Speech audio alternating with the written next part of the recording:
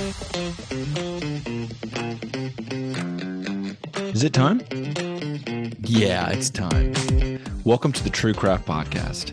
I am your host, Chris Farman, and I'm joined by co-host, Katy Noel. This time around, we are all about one thing: killer conversations with close friends about the state of craft. Oh, it's going to be good. I hope to open the box on fresh topics while honoring the path that got us here. Let's do it.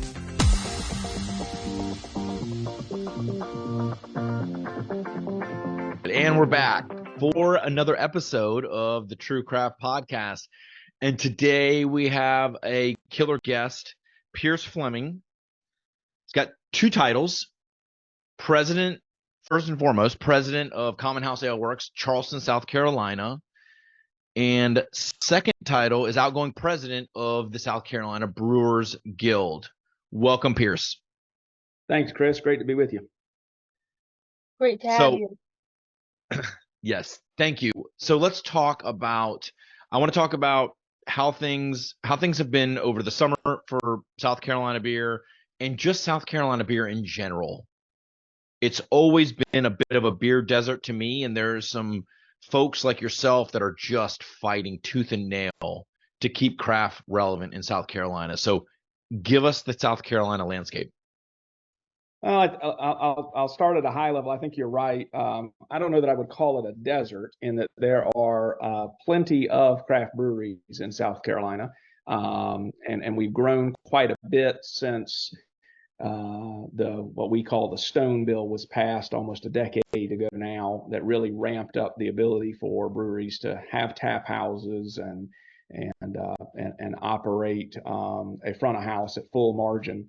But we are still a mandatory 3-tier state. And so that most of us believe has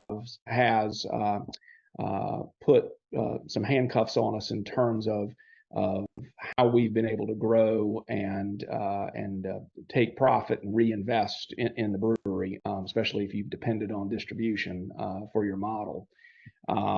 Thankfully, this year, we, in partnership with the wholesalers and with retailers, were able to get an economic development bill for craft beer passed in the legislature, where we can now sell an increased amount of beer to go, which finally does cover a sixtel size keg. So people are able to buy kegs directly from the brewery for the first time ever, and also allows for us to transfer beer between facilities on our own.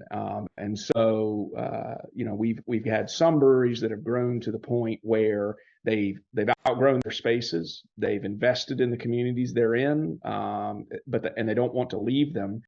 But historically, it has not made sense. It has been very difficult because you could not even have a separate brewing location and then transport your own beer to your tap room to sell. You would have to sell it to a wholesaler to carry it to your location.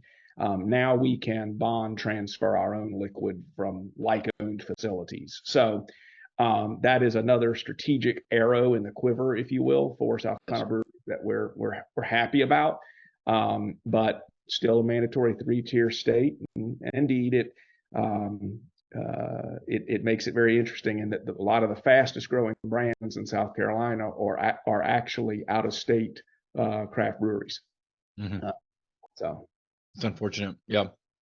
So I come from a mandatory 3-tier state. We're in this southeast region, both of us, and it's weird when I travel to basically any other part of the country, they are confused, shocked, dumbfounded over these mandatory 3-tier laws. And what I'll tell you from my seat is, what's that, Katy? Can you remind me what the 3-tier state, what that is? Sure. Pearce, do you want to go? Sure. So in South Carolina, or mandatory 3-tier states, you can either be a supplier, you can be a wholesaler, you can be a retailer. And if you are one, you cannot be the other. So in theory, because I own a brewery, could not own a restaurant also in South Carolina. And the law requires from drop one of liquid that if it is to go from outside of my brewery to a retailer, it must be sold to them through a wholesaler. So I have no option for self-distribution whatsoever in South Carolina. Yeah. So I believe there's a massive case study that should be documented or revealed or something happening right now. There's a massive business case study where the independent wholesalers, the independent distributors, which are usually a smaller house, they have limited brands, they are waiting for that one golden brand to kind of take them, carry them along. Those guys are hurting the most, and they're quietly closing. They're secretly closing. I know they owe our customers a ton of money throughout the country, and our customers are left with no cash, inventory being tied up, finished goods inventory being tied up. And this is just a testament to how hard distribution is. So I think when states like Florida, Georgia, South Carolina are asking for self-distribution, we realize how hard it is and how difficult it is. I think what we're asking is just for a small limit, a small amount. I totally agree. I am very encouraged by what Virginia did this year, and I am going to be watching that model closely, and hopefully in short order working with the Wholesalers Association here and other partners to try to use that as a model to show that indeed the large scale distribution houses are just not the best option for small brewers. And the vast majority of South Carolina breweries make well under 1,000 barrels of beer. And so what Virginia was able to do is agree to, I think, a 500 barrel cap. And the state is managing that from a paperwork process. And we'll see how that benefits them, because that certainly can be life changing for some of these smaller breweries. I also think in a state like South Carolina, it allows for more economic development and the brewery model and the lifestyle enhancement that brings to smaller communities, where right now it just would not make sense to try and do something like that, because you're never going to get beer out your door to other markets. Right. Just a general survey that I've taken when I visit various places that do allow self-distribution, your typical brewery doing under 1,000 barrels or 750 or less, they're only self-distributing to maximum 30 accounts. Yep. It's just friends, family, connections. They're not walking into a stadium and being like, let me have all the tap handles. I mean, this is such small scale, like you said, get beer out the door, generate some revenue, and keep the lights on, keep the business going. So really hoping for just wide scale Southeast US reform, because there's a case for it right now. Absolutely. Independent distributors are sinking. They're silently sinking right now, and no one's talking about it. Yep. Totally agree. I was having a conversation not too terribly long ago where the barrier for entry to become a wholesaler is not high, but the operational costs of doing anything and growing and being able to serve your partners is very high and very hard. And those that do it well do it extremely well. And I and our team are very blessed that we have great wholesale partners. But there are a lot of smaller brands that do not, that would just like more strategic options. And you're right. You're not talking about them driving all over South Carolina. You're talking about their neighborhood, their family and friends, to be able to do a little bit there. Yep. Awesome. Well, let's get into today's conversation, and it's really about community involvement. I think it's very timely, right? The topic is very timely. I think a lot of our episodes so far have been around sustainability, have been around the person behind the beer, what they stand for. And I think the timeliness of community involvement is craft's at an inflection point. it's at an overall inflection point. The consumer behavior has shifted. Beer's not going anywhere. Beer is not going anywhere. It's a matter of, okay, if the craft beer drinker used to drink 5 beers a week and they're drinking 2 beers a week now, what do we do? What do we do? And I think it starts with community involvement and that awareness. So share with us what your definition of community involvement is, and what steps Commonhouse Aleworks is taking to substantiate this. Sure. So, I think that one of the things that we did consciously from the beginning, and whenever we're thinking about community involvement, the impact we want to have in the community, and just operations in general, especially from a front of house perspective, I'm always asking the question, what are we for? And a dear friend who's done beer sales for a much larger brewery on national for a long time, we were having a conversation. He said, Mother Teresa never went to an anti-war rally. And I was like, what? And he said, never went to an anti-war rally, but she went to plenty of for-peace rallies. And so that was his motto in sales.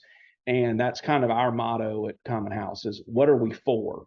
And so if we are for Park Circle, which is our neighborhood we're in, and we are for the greater Charleston area, and we are a small business, so we are for other small community impact organizations, that is what we look to get involved with and inflect. And then we start asking ourselves the question, how do we use all of our resources to benefit our community partners? Because it's not all about money. It can't be all about money for us. Right. I tell folks, because we give a percentage of all of our profits to community impact organizations. But there are times where we are going to have a bad month and we don't have a profitable month. So, what else are we doing?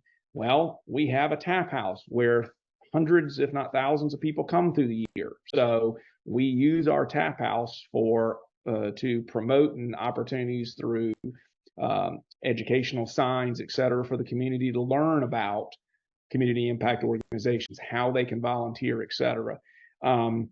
We use our social media platform because typically we have a lot more followers than does a small food distribution organization, for instance, that we have in this neighborhood.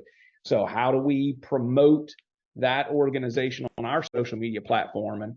And some of the feedback we've gotten is that when we've had a beer of the quarter that was benefiting a charity, and then we've put up these educational signs, and we've had the charity in on the weekends to have volunteer drives, et cetera, that the thing they appreciated most was not the money that we gave, but the exposure that we gave to their organization, and the increased level of volunteerism they've had, for instance, at food distribution events, because more people know about them because they met them at Common House.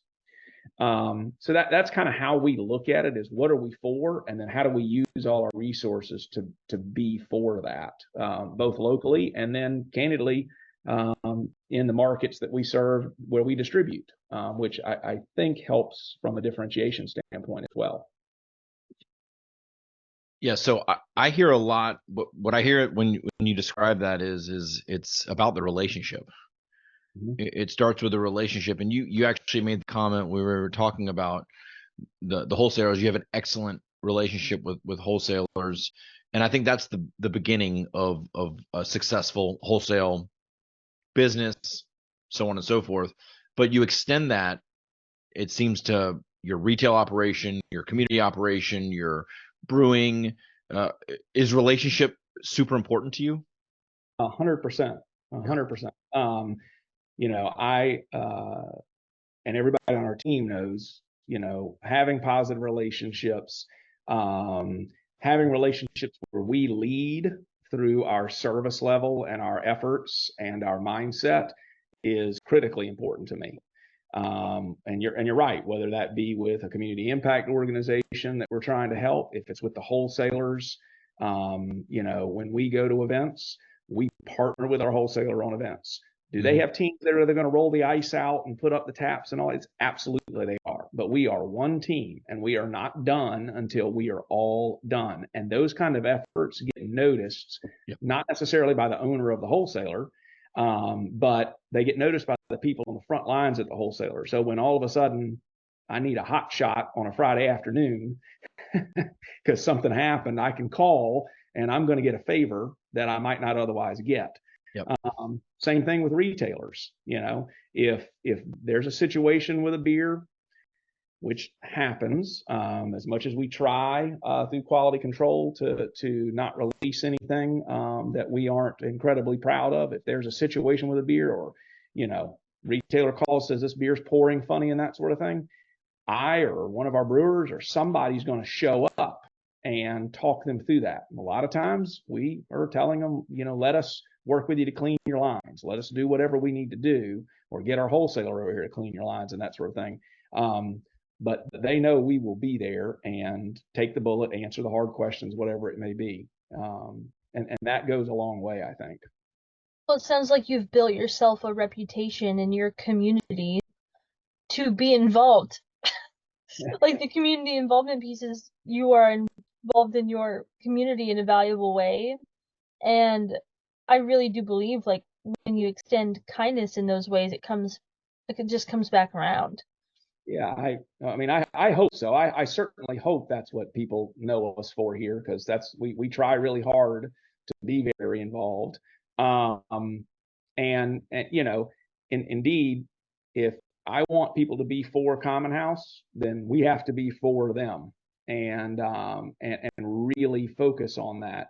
And it does come back, and it especially comes back, I think, in the ways that we build relationships with our community who are our regulars, for instance, because we always have to remember Friday and Saturday night are going to be Friday and Saturday night, but it's when you are extending yourself to be for your community that you are building raving fans and regulars on Tuesday and Wednesday, and that's who you really have to hug and hold, are those folks, because at the end of the day, they're the ones that make the biggest difference, I think, for your business.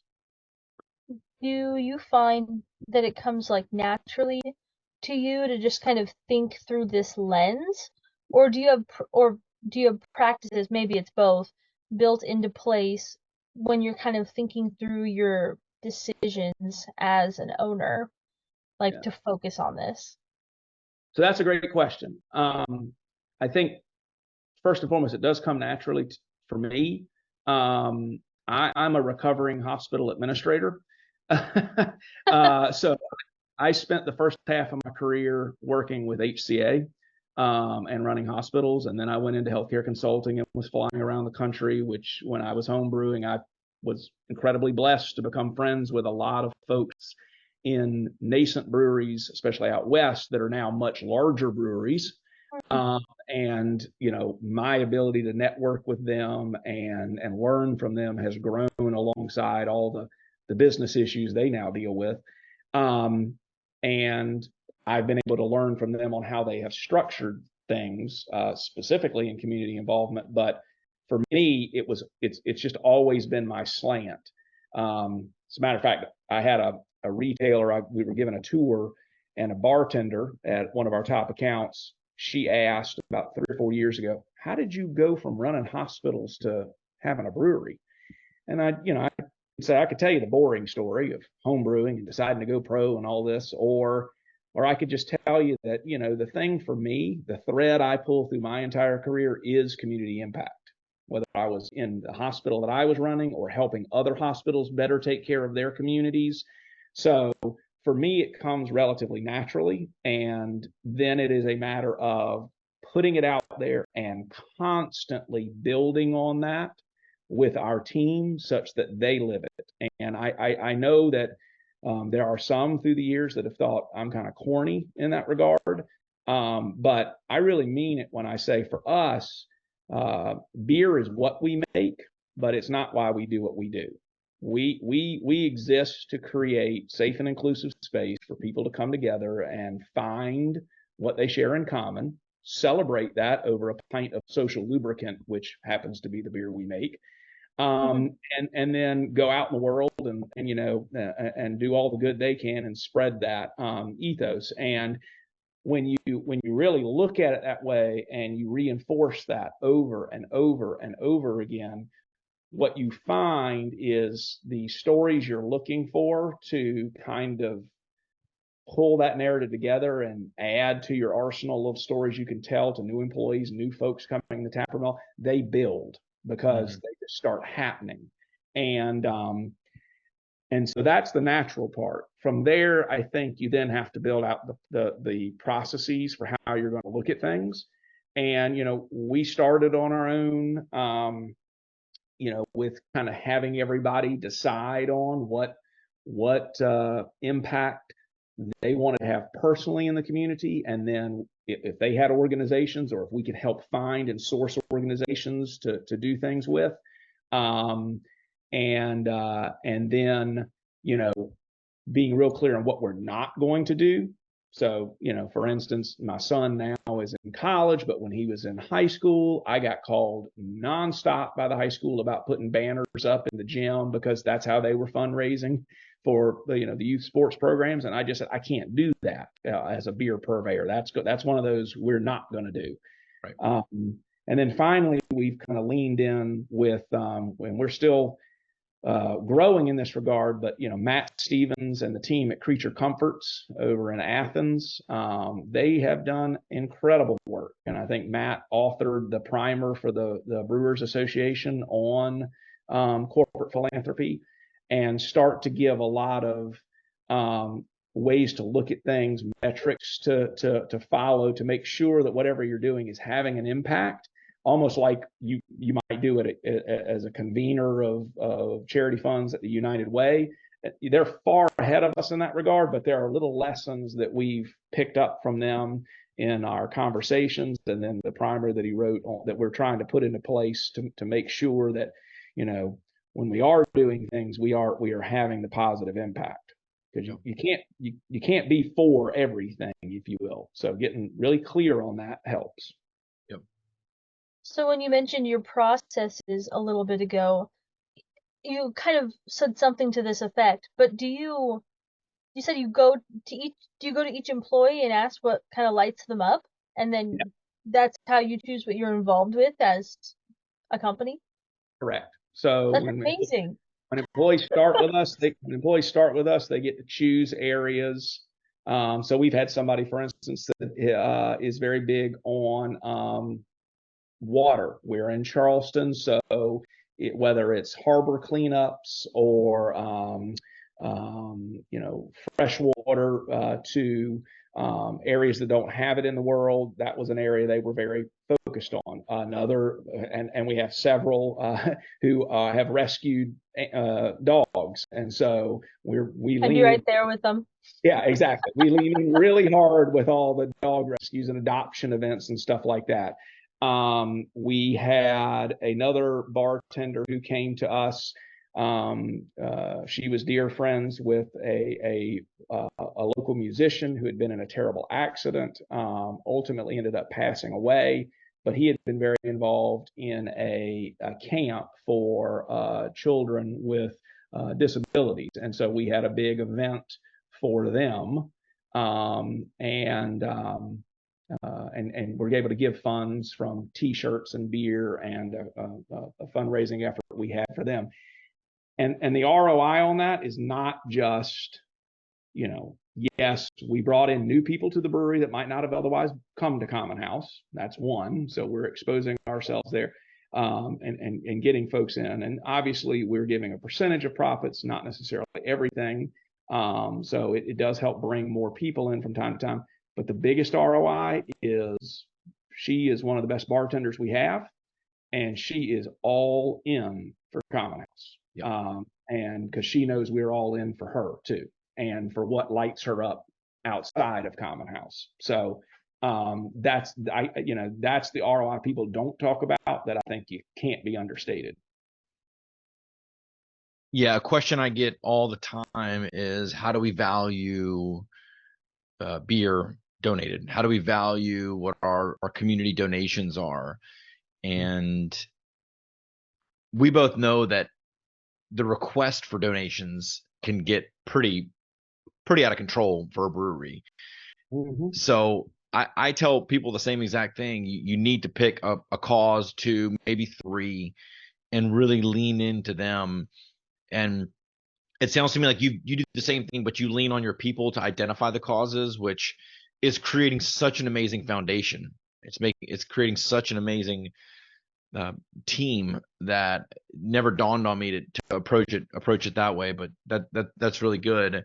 And once you start leaning in to those one or two organizations, there will be dividends. There will be ROI on it that you may not be able to put a dollar amount on it. Maybe a super happy evangelist that is internal at the brewery, or it could be an executive director of one of these organizations that becomes this evangelist. Absolutely. And then, yep, all of a sudden is hosting parties and hosting all sorts of stuff at the place. So I was gonna go down the whole team avenue and ask you more about the team building and getting everyone bought in, because I am encountering, not everywhere, but I am encountering still some old school thinking when it comes to structuring teams and building teams at breweries. And it sounds to me like you flip that on its head completely. It's just it's how I think I'm wired from other work. I had a situation early in my career where, to make a long story short, it smacked me in the face that everyone was coming, in this case, to the hospital I was charged with leading, and were saying, work here sucks. But that's the way work's supposed to be. Mm-hmm. Work here sucks, but I can't go somewhere else and have them care more about me as a person or less than they do here. I can't go somewhere else and find the equipment I need to do my job well, more or less than I can here. And work sucks, but that's the way work's supposed to be. And that broke my heart. And so from that point forward, I have always focused on trying to create an environment where people can bring their full selves to work, and then put them in a position where they can use their talents and their strengths in whatever role they're in. Mm-hmm. And you hear people talk about you got to get the right people on the bus, in the right seat on the bus. Totally agree with all that. To me, a lot of that is, how is somebody wired, and then how do you help them bring their full strengths to work and provide them an environment where they know that they can be their full selves. I don't even know that this fella recognizes this, but it happened a couple years ago. Yeah, within the last couple years. But he was being interviewed by somebody in Charleston, and they asked him a question, and he said, Pearce has never asked me to be anybody or anything other than who I am. Mm-hmm. And that is the greatest compliment I've ever received in my career. And I probably need to tell him how much that meant to me. But that's the key to getting folks fully engaged. And then also, I practice open book management. I share everything. Everybody knows they can ask me whatever they want to ask. I'm either going to give them the answer because I know it.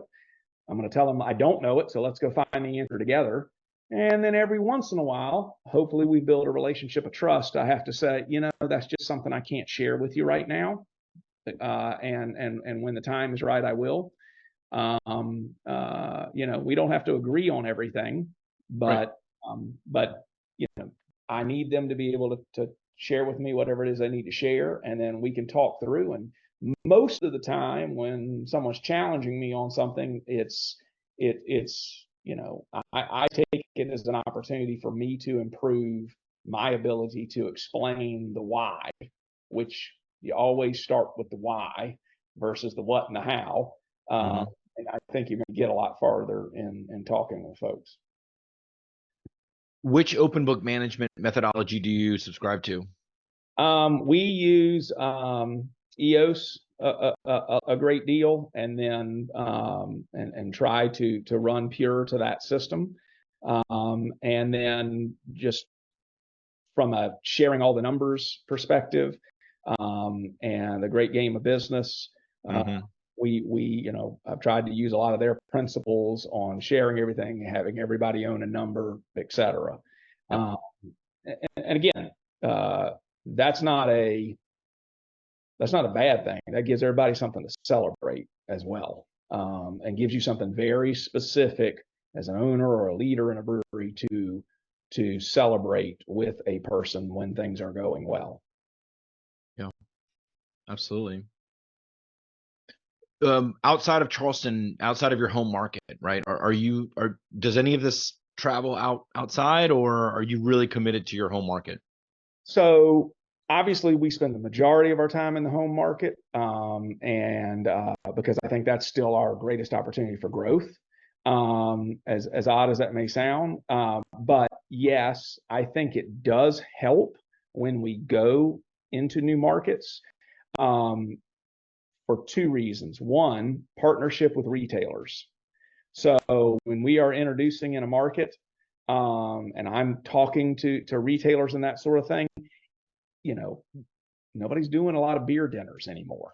Tap takeovers are tap takeovers. So how do you do something different there? Well, a lot of times once I get in a conversation with folks, you can find that they are on fire for something in their community. What's important to you? So we had a large retailer in downtown Columbia that was very involved with the Oliver Gospel Mission.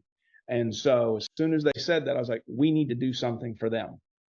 And so we were able to use models that we had used here to help them do something for Oliver Gospel that was meaningful to the people in that retailer, but also gave us an opportunity to own all the taps that night, et cetera, and interact with people in Columbia in a different and kind way. And to your point around, people then start coming, that's something they remember beyond just the beer, that they attach that memory to the beer. So when they come to Charleston, we see them in the tap room, and that's the return. It's the long game. Yep, I love it. I absolutely love it. Pearce, where can we learn more about Commonhouse? Can someone reach out to you if they have a question or want to run something by you? I mean, you're just a wealth of information when it comes to this, and you clearly are very passionate about it too, which is great. And I'm actually afraid that you're going to end up stealing Katy from me, because I saw her jaw drop like 15 times during this interview. So, tell us where we can learn more about Commonhouse and so on. Yeah, so you can find us online at commonhousealeworks.com, on their social channels at Commonhouse Aleworks. And I'm Pearce, Pearce at commonhousealeworks.com. So anybody's welcome to email me, and I'm happy to jump on the phone or come visit, or have you come visit us to see how we can learn from each other, because that's at the end of the day, it's all about. That's so pure. And watch your back, Chris. Yeah. All right, Katy. I will tell you, Katy, it's hot and humid here. So wherever you are out west, you enjoy that weather. But when you're ready for your hair to get all frizzy and everything, come on over our way. I will. I'm about to be traveling full time, so don't tempt me, because I will. Katy, go ahead and connect us with the beautiful Labradoodles of America organization. I do have a doodle here right now as we speak. I do love him. You do love your doodle. Okay. Awesome. Cool. Well, Pearce, I really appreciate the time today. This was a great conversation. All of our conversations this go around at the podcast have been very, very impactful and meaningful to me, and just learning more about the person behind the brewery. It's just really eye-opening. And I say this to everyone after the conversation: we should talk more. You and I should talk more. Keep saying that, Chris. You do, but Pierce, I just want to say before we close too, like, I'm inspired by your commitment to what I would just call loving people well. Like your community around you, specifically. We appreciate the small batch team and our work with you. And thanks for having me on today. You're welcome. You're welcome. We'll talk to you soon. Have a great day. Take care. Bye. See ya. Bye. Thank you for listening to this episode of the True Craft Podcast. If you like what you heard, please subscribe to the show on your favorite podcast player. And if you are just dying to know what Chris and I look like, you can head over to YouTube for a video recording of the show. Links to cool information about our guests and other fun facts can be found in the show notes. This podcast is sponsored by Small Batch Standard, the premier financial agency built to serve the craft brewing industry. We help craft breweries grow profits through outsourced accounting, tax compliance, and growth consulting. Visit sbstandard.com today to learn more and request a discovery call.